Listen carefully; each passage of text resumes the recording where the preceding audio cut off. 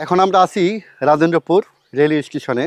এই যে একটা লাইন দেখতে পাচ্ছেন, এই লাইনটা চলে গিয়েছে রাজেন্দ্রপুর ক্যান্টনমেন্টের ভিতরে চলে গিয়েছে।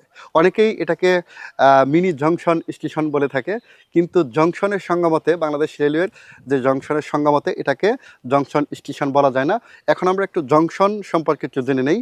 জংশন স্টেশন হচ্ছে সেই স্টেশন যেখান থেকে বিভিন্ন দিকের বিভিন্ন গন্তব্যের রুট বা রেলপথ ভাগ হয়ে গেছে। একটা জংশন স্টেশন হতে গেলে কমপক্ষে তার আশেপাশে 3টা স্টেশন থাকতে হবে।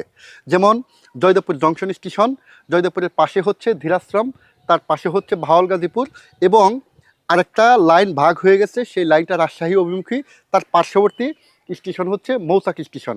এই 3 দিকে 3টা রেল স্টেশনের সমন্বয়ে জয়দেবপুর হচ্ছে জংশন স্টেশন। মোট কথা জংশন স্টেশন হচ্ছে সেই স্টেশন যেই স্টেশন থেকে বিভিন্ন দিকের গন্তব্যের রেলপথ ভাগ হয়ে গেছে।